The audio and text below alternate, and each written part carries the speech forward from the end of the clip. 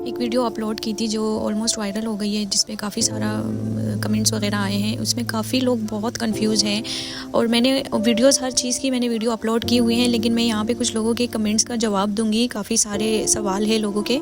सबसे पहला सवाल जो है कि take her to the hospital, आप एम्बुलेंस बुलाएं और आप इनको हॉस्पिटल लेके जाएं। इनको 25 मिनट का इतना लंबा सीज़र आप वेट क्यों कर रही हैं? तो देखिए, वेट इसलिए हम करते हैं क्योंकि हॉस्पिटल लेके जाने का कोई फ़ायदा नहीं है। फिट्स ऑलमोस्ट डेली आते हैं और रोज़ रोज़ के हमारा हॉस्पिटल, मतलब हम अपनी ज़िंदगी हॉस्पिटल में नहीं गुजार सकते, क्योंकि रोज़ रोज़ के फिट्स आते हैं और रोज़ रोज़ का लंबा लंबा फिट होता है। कभी कभार एक हफ़्ता निकल जाता है बग़ैर फिट का, बग़ैर सीज़र का, लेकिन मोस्ट ऑफ द टाइम जो है हर दूसरे तीसरे दिन फिट आता है। और ये सबसे छोटा वाला फिट होता है जो कि हम मैनेज कर लेते हैं घर पे।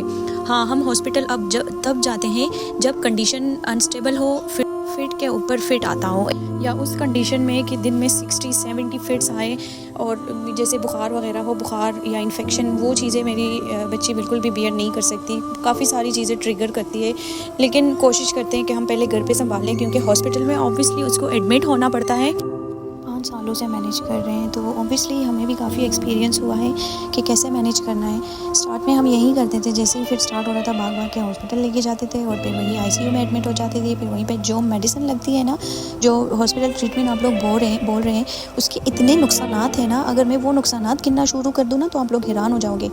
जो जिस दवाई से फिट रुकता है ना, उससे चेस्ट इतना कंजस्टेड हो जाता है कि ये इसी हो जाती है कि अनएबल टू ब्रीथ, वो वाली कंडीशन होती है। फिर ऑक्सीजन के बगैर सर्वाइव ही नहीं कर पाती। वो दवाई इतना नुकसान देता है कि फिट से ज़्यादा नुकसान उस दवाई का है जिससे फिट रुकता है। वो कोई आम दवाई नहीं है, वो भी पूरी बच्चे को पूरा नशा कर देती है।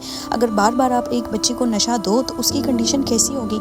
ये सारा कुछ आसान नहीं होता।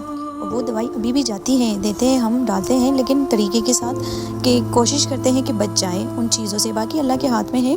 और दूसरा, ईपीवॉल का सब कह रहे हैं कि ईपीवॉल दे। वो बेचारी ईपीवॉल 6 मंथ से ले रही है, 5 साल में एक दिन भी कज़ा नहीं की ईपीवॉल सिरप भी लेती है और ईपीवॉल वेन में भी चढ़ता है, थ्रू जो ड्रिप्स वगैरह में चढ़ाई जाती है वो वाले भी होते हैं। वो भी हम मंथली ट्रीटमेंट अलग से करते हैं ताकि फिट्स की थोड़ी सी फ्रिक्वेंसी कम हो। ईपीवॉल के अलावा और भी 3 ड्रग्स हैं, वो भी एंटी एपिलेप्टिक ड्रग्स हैं। और